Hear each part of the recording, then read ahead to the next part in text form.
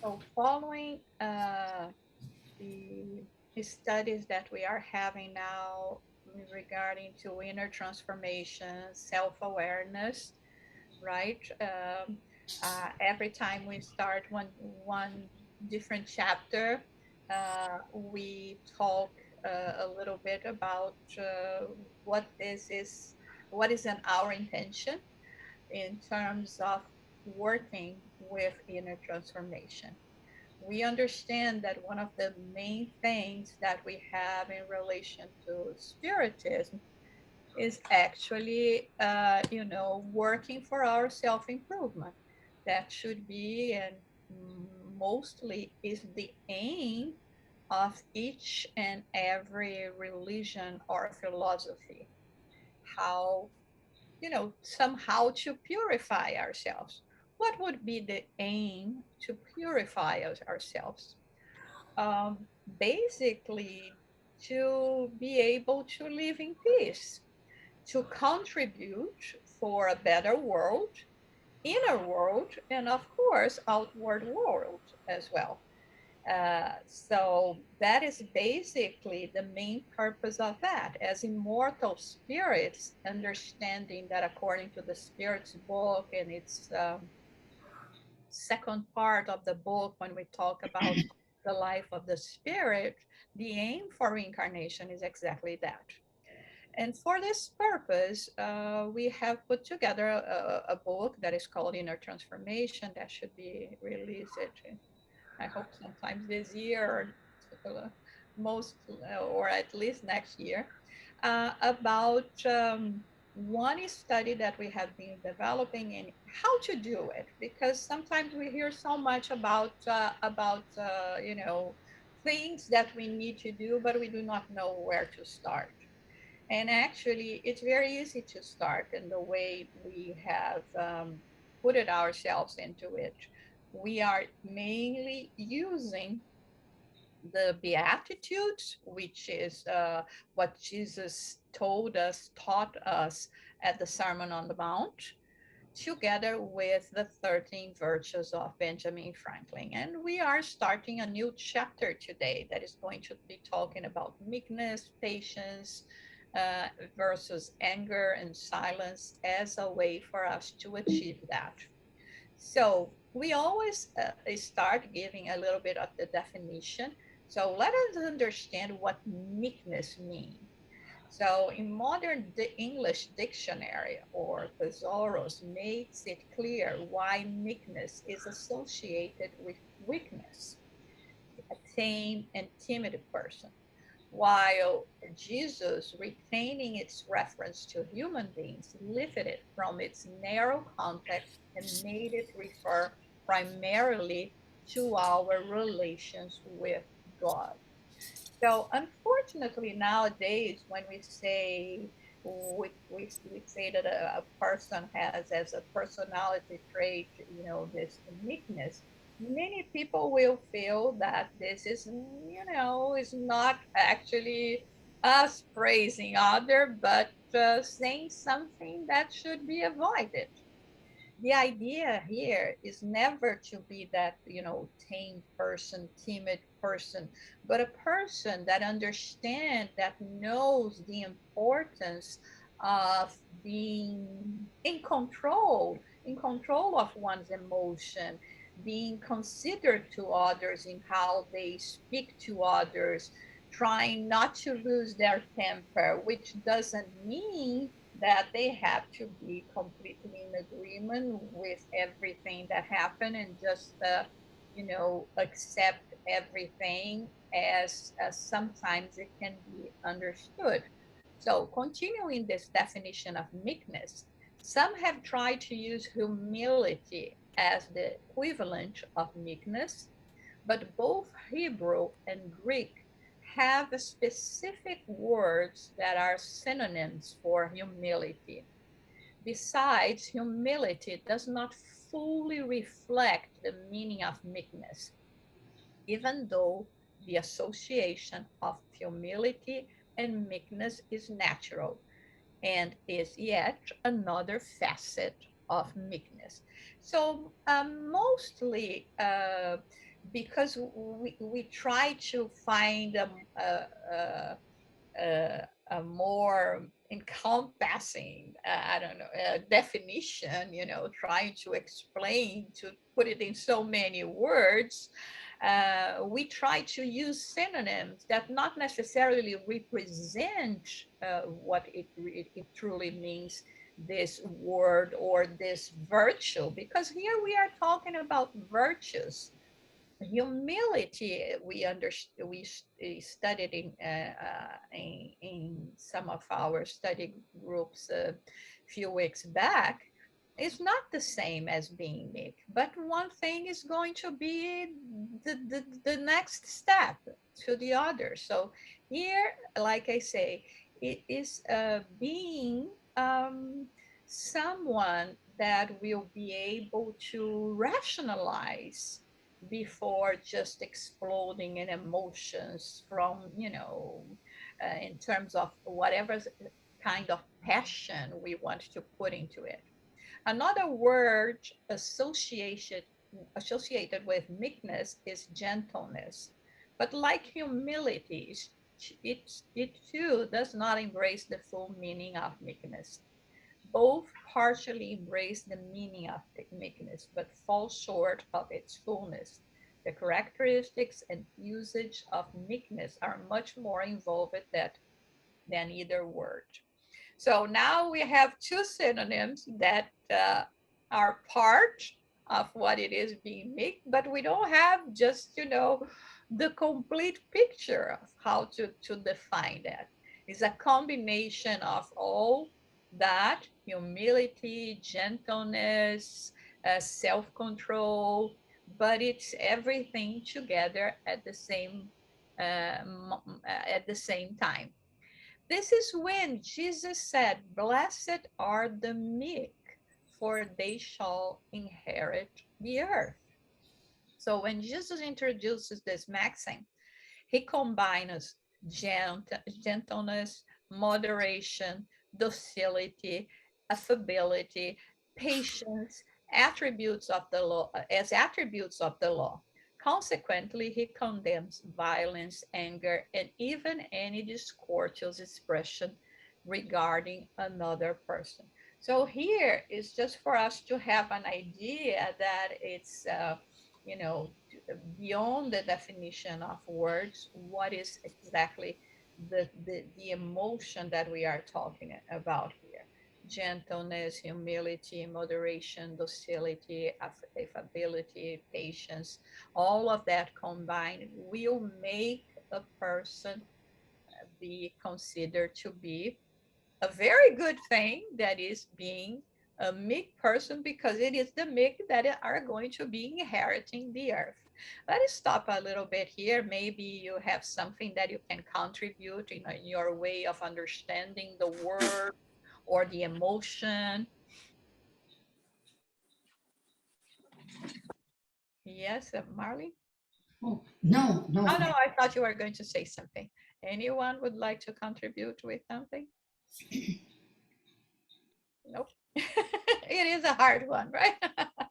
Okay, let's go on then. Jesus was not the first to state the importance of meekness, but he was the first to collect in what we call the Beatitudes an organized list of the characteristic of the perfect human being. So this is what we have been studying in this past couple of months, and we'll be continuing studies, going deep into the meaning and the purpose for the Beatitudes. What are we going to gain from that in terms of working on our perfection, of becoming, perfected human beings? Emmett Fox, author of an entire book about the Sermon on the Mount, states that this beatitude is among the half dozen most important verses in the Bible. So he not only say, right, that this is such an important thing for us to understand why, let's go back here a little bit. Blessed are the meek, for they shall inherit the earth. But to the point of saying that it's the one of the is among those that are most important verses in the whole Bible. It's not talking about the New Testament. uh, how this virtue, acquired virtue, can help and improve relationships. When we talk about wars, for instance, we are talking exactly about the opposite of that. So if we have that, we are talking about a peaceful world. If we have that, and this is the characteristic of someone that would be ready, enabled, entitled to be a citizen of a better world, a more evolved world, because a more evolved world will have, you know, different characteristics than the one we are living now, in terms of all this um, disputes, confront, unruled emotions that we have that lead to many disasters, prejudice, all of that, that even stain sacred things, like, for instance, the wars among religions. Everyone is trying to reach God. Why do we have to establish this kind of dynamic among ourselves just because we see it from a different angle? We were raised in a different culture. So this is something that a meek person will completely understand. And it's not about tolerate. We are not talking about tolerance here. Tolerance may be something that, well, this is the law, this is how it has to be, I will tolerate those things.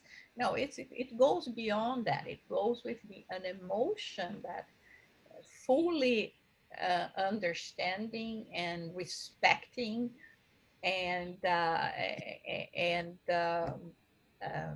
acting accordingly. Any comments or questions so far?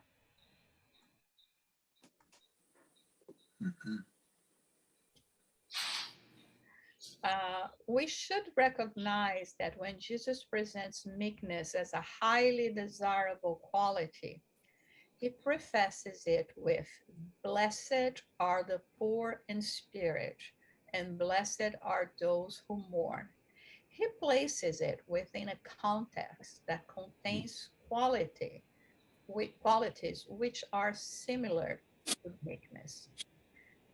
Whereas being poor in spirit and mourning are both internal in operation, meekness is both internal and external in its execution in one's life.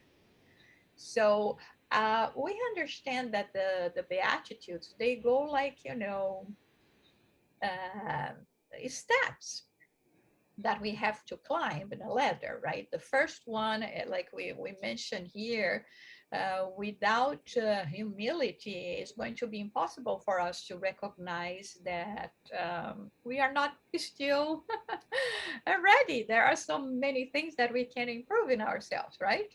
So if I have this, I'm so completely self-centered and thinking that everything is about me and that the world has to adapt to me and all of this. I mean, why am I going to go through all this trouble, right? So the first thing is recognizing, again, always with a positive sense, never to put us down in terms of feeling, oh my God, I still do not do that. Okay, look at your accomplishments. But yeah, there is a long road to go.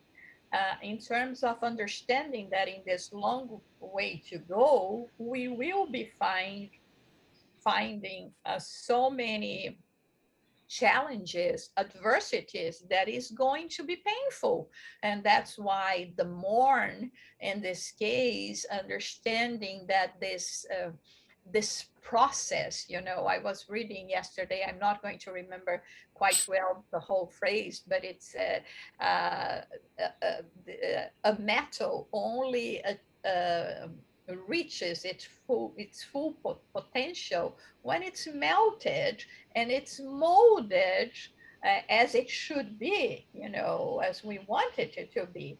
So the metal goes through a process of melting and high temperatures, which let's say uh, is rough. It's hard for the metal, right? Of course, they don't have the nervous system to feel the pain, physical pain, but it's just a metaphor for us to understand that it is part of it as well. And all of that uh, to, to make us more malleable in the sense of understanding not only that we are children of God, but that there is a law in the universe. And when we are uh, we accept that, understand that, and start acting in this way, this is when each time more we will be able, like we said before, to um, inherit the earth.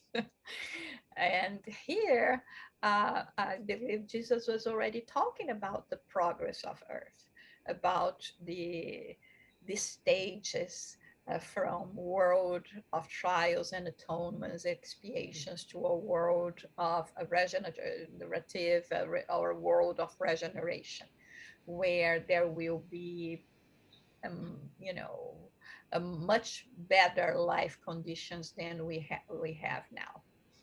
Any comments or questions? I understand that those things are not necessarily hard for us to understand. They are harder for us to practice, right? Yes.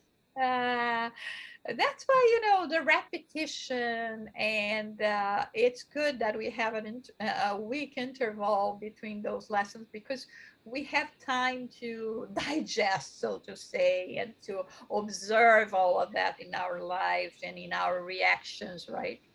So I obviously, find yes, I'll go ahead, Sheila.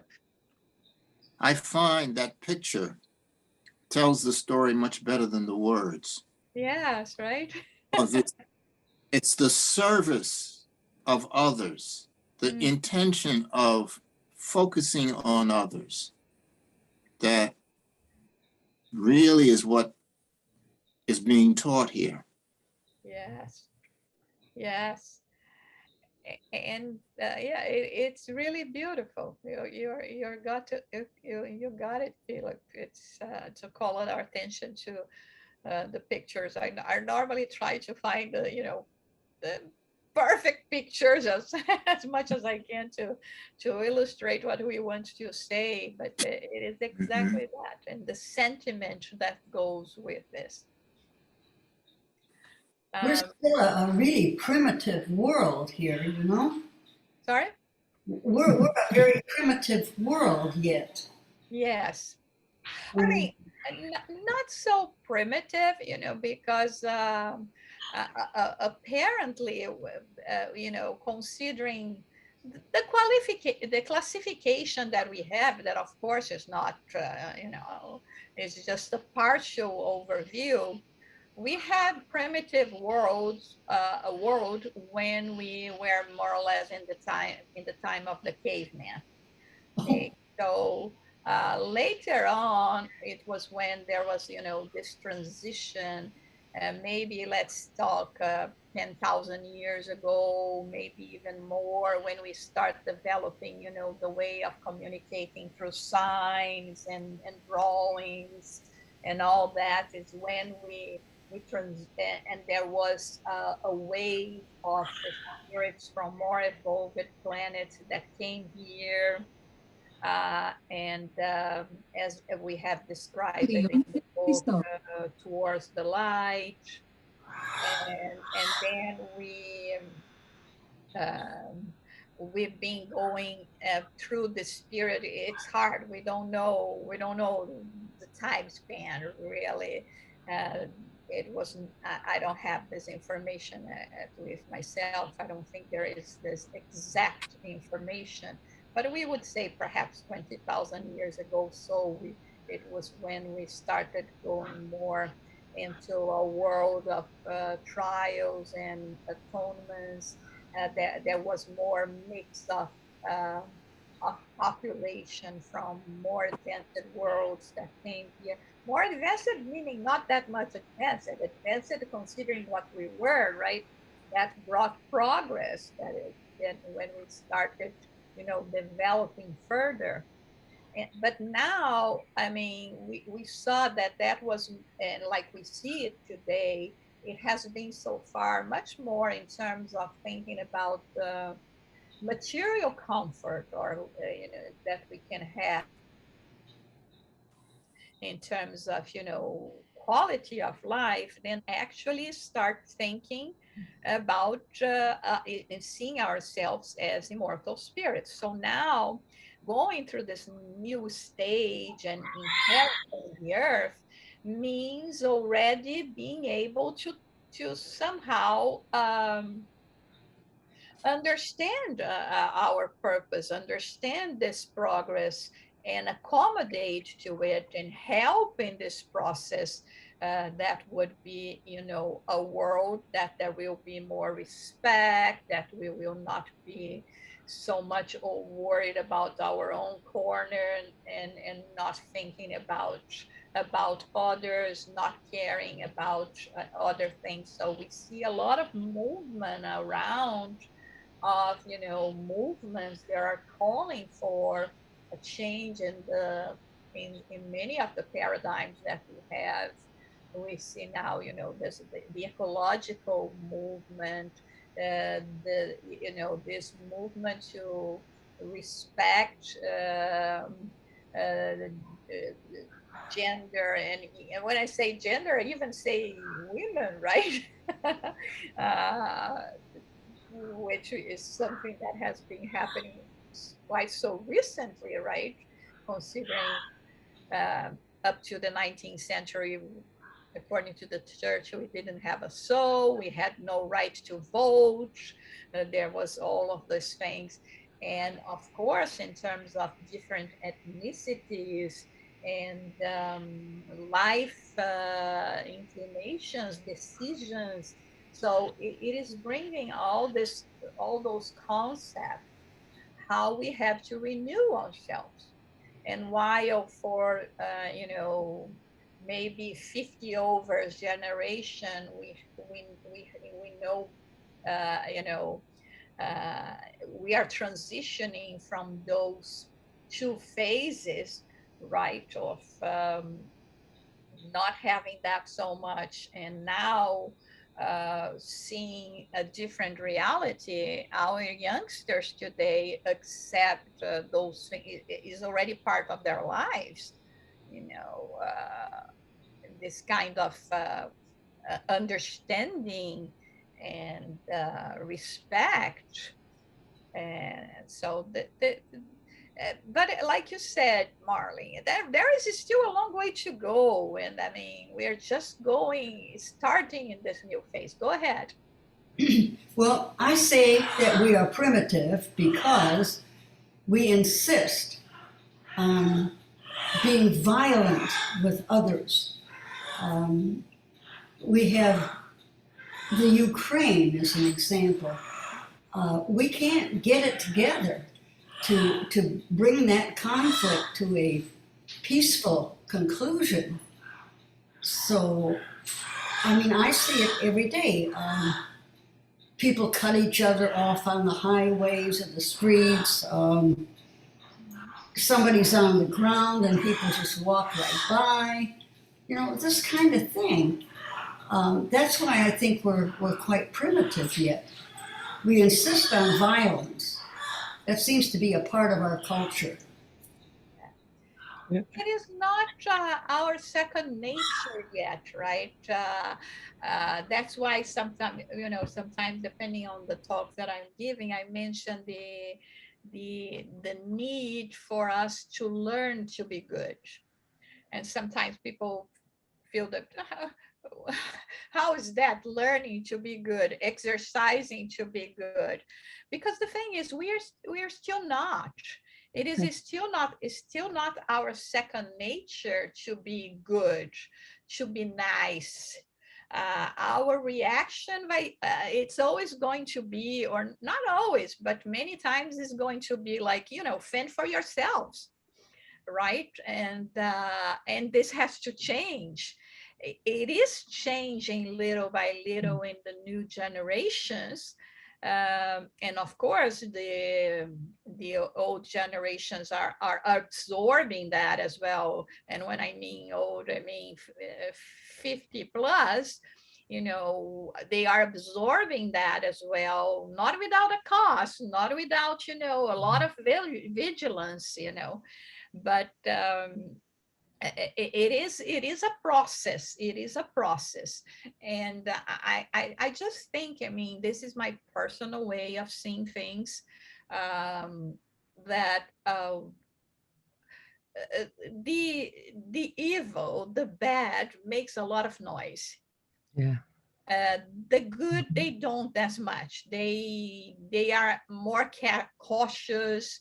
Maybe they are afraid of being misinterpreted, or I mean, being criticized, because overall they already are, many times by their own family members, when they see changes, etc. And um, and so sometimes, those people that are imposing all this aggressivity and all these bad things in the world, uh, they are not necessarily many, but they, unfortunately, they are still in key positions, Yeah. and to influence and impact others. What we need is, for them to be replaced by, better examples, better influences, and it's going to happen. It is going to happen. It's just a matter of time. We do hope that we can help in this process, right? To promote that. We can think about Jesus himself when he came. Okay, here we are with the governor of our world, right, that worked directly with God to put together our planet Earth, to send the souls that were going to be, you know, working on their improvement here. He incarnates on planet Earth, is a perfect being, gives all the examples by actions and by words, and still, how many could he influence in his days? But 2000 so years later, we are still here talking about him. We don't remember and don't pay attention, or don't give credit to those that were his opponents. And the Percent. time of involvement is a different one. Yes, go ahead. Sorry.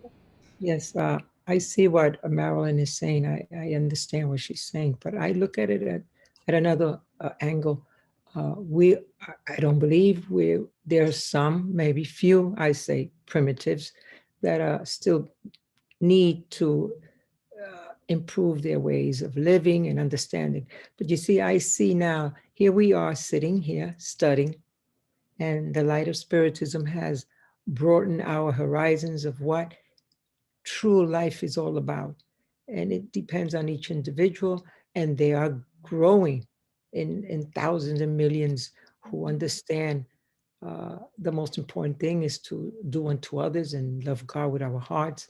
And I think there's a whole lot that has been improved from the time, if we're going to go back 2,000 years ago. Oh, we have so much that our Christ has given us. We have intelligence, right? And knowledge. And then at the end, we take all this and through morality, we live our lives doing the best that we can. I don't see it as if it hasn't gotten there. We're not going to get there until I can't even say the years that we will get there, but it's going to be a whole lot of work. But we are starting. We're at a starting point. Here you are speaking of meekness and love, and there are millions of us that are doing the best that we can. So, primitive, yes, I go back to primitiveness is with the Stone Ages, but I don't see it as much. Yes, there's suffering and there are wars still going on, but then there's another side of human beings that are becoming enlightened and what the good of life is all about. So we need a little more time, but we are growing. So I hope that the way I'm thinking is that we are getting better, even though we need to, work harder, work and work and work. That's what it's all about. So hopefully we are doing a little better. And like we always say, little tiny steps. We are not going to do it overnight. No way.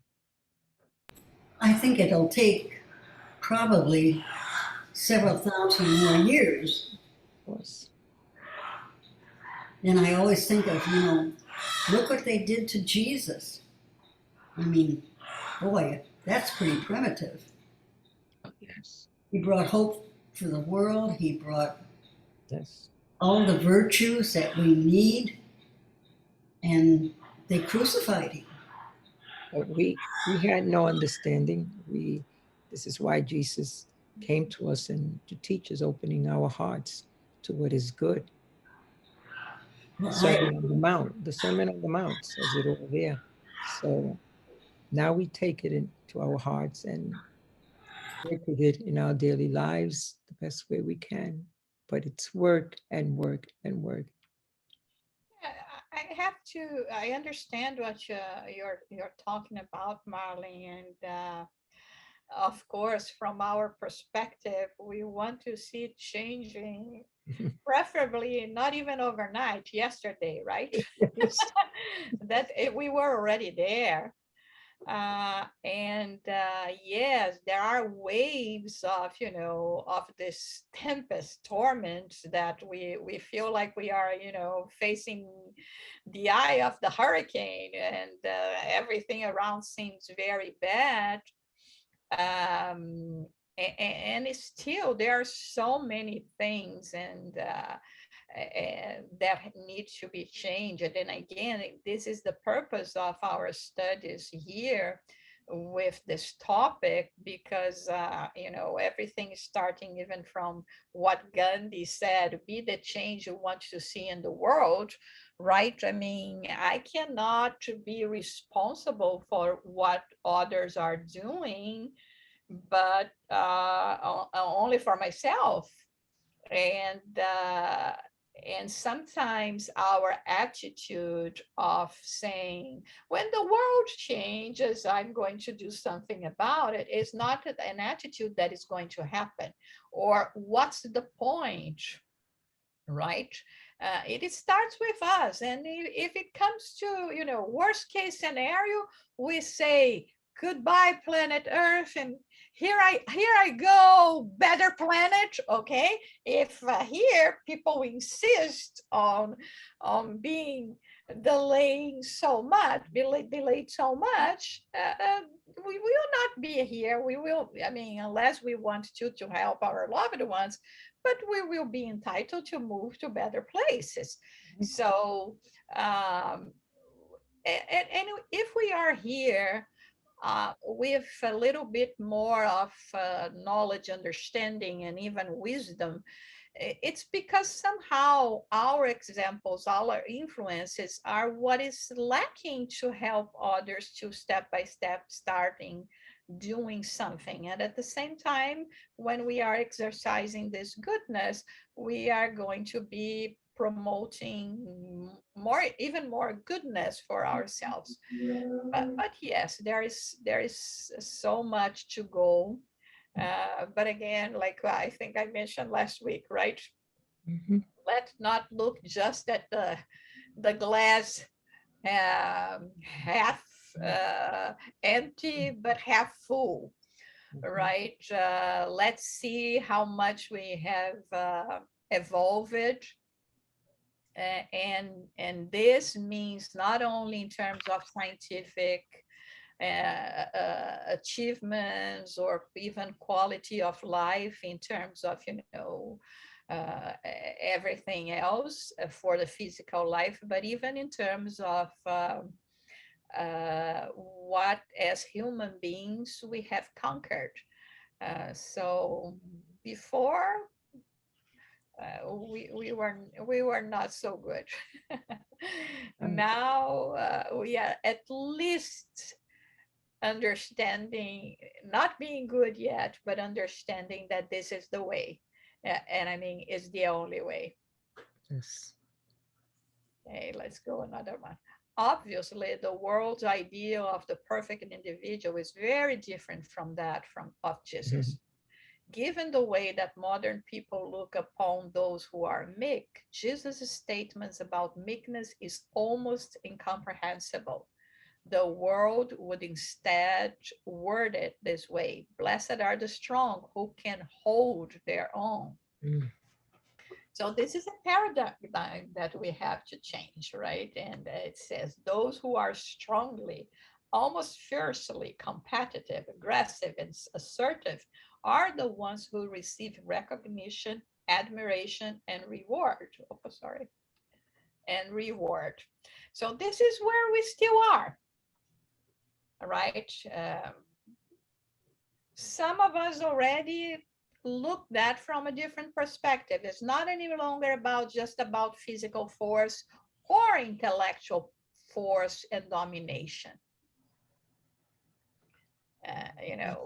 Couple decades back or a bit more, we had this, I think Daniel Goleman that came with the idea of emotional intelligence as well, already showing a different aspect that, okay, you can be super smart, but if you do know how to treat people and create a good work atmosphere, you may not have that many chances, at least in many places nowadays, right? It's not only about smartness, but it's about, how you relate to others, how you respect. And each time more, this is being something to call our attention to.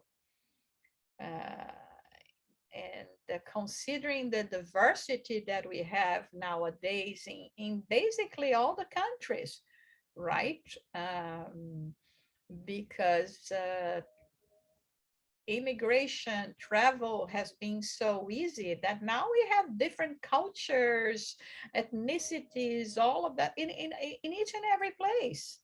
And if we start looking at others with any kind of prejudice, we are not going to go that far, even if it's more imposed nowadays than actually accepted. But the next stage is going to be acceptance. Okay.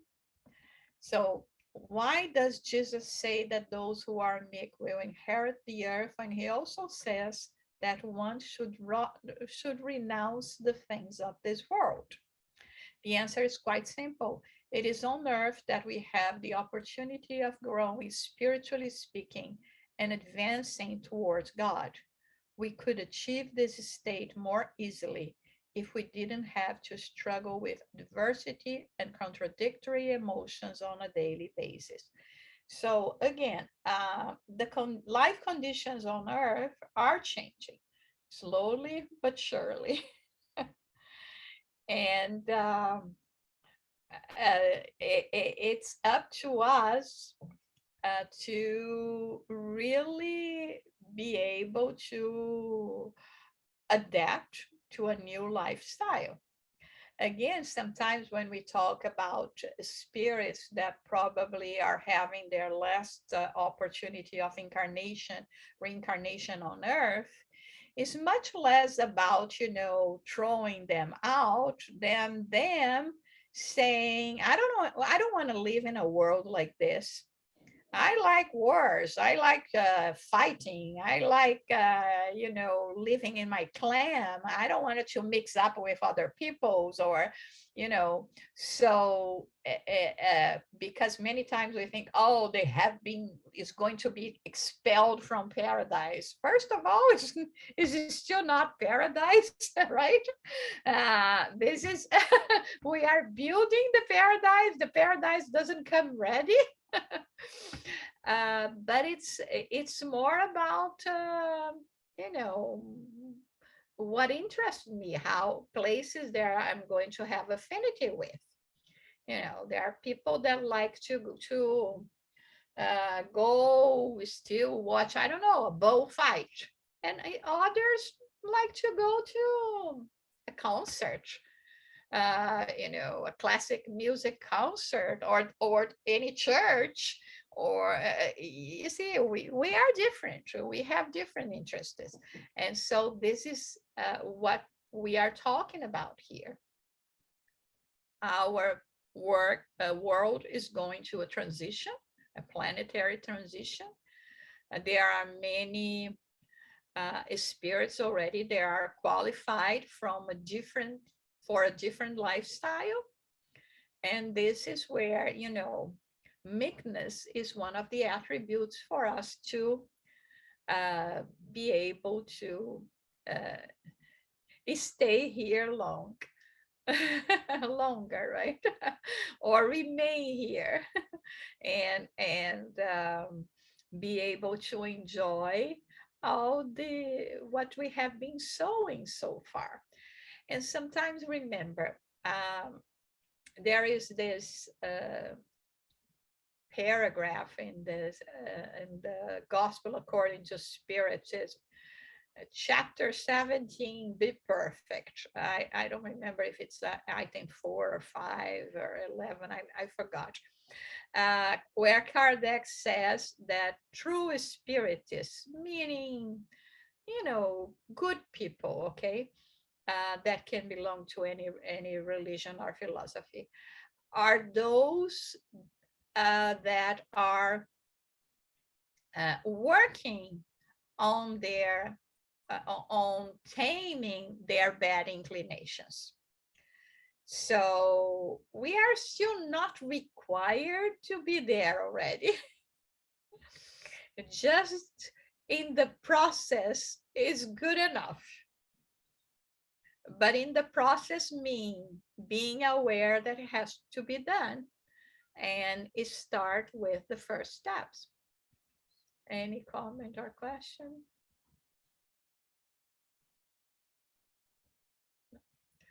Okay, let's see another one before we stop. When the law of love and charity is finally the law of humankind, there will be no more selfishness, and the gentle and peace-loving will no longer be exploited or crushed by the strong and aggressive. Such will be the state of the earth when, according to the law of progress and the promise of Jesus, it becomes a blessed world through the expulsion of evil individuals. Let us remember that this book was written in 1864, and the vocabulary sometimes, especially when we are talking about more the religious aspect, is more in tune with what we had then, okay, mid-19th centuries. So here, like we were saying, it's not the expelling of evil individuals, wicked individuals. It's more like, you were giving a choice. And again, we have been saying that here a few times in this time of transition. And this is why, Marley, many times we have this impression that we are even worse than, before. Because according to what the Spirit says, being really a moment of positioning ourselves, many spirits, they are still not sure whether they want to be, but have a chance to go through the better path, are reincarnating, and they are bringing a lot of disturbance, because they are really on the verge of not qualifying anymore, but there is a possibility for them to qualify. And because God is love, is mercy, is justice, is giving them this last opportunity for them to qualify. Very much like when we are in school and we have to have our grades. You may be a C minus or an A plus. You're still going to go to the next grade, right? So now we have a lot of D, D minus, D plus spirits that can become a C minus and qualify. Still, they're not going to be B plus, A minus, A plus, but they will qualify. But now they bring this kind of disturbance, and this is what, but this is just as like the teacher will say, listen, I'm going to give you an extra work, an extra life, an extra opportunity, and see if this time, you're going to apply yourself. And then if you do, great, let's move on. If you don't, I mean, we gave you a choice. It's more than second chances, because we have second chances all the time with God, right? But it's what is happening now. Any comment or question or okay, so we will continue next week. Um, so, I still have a few minutes to go. If you would like to say something, bring something here.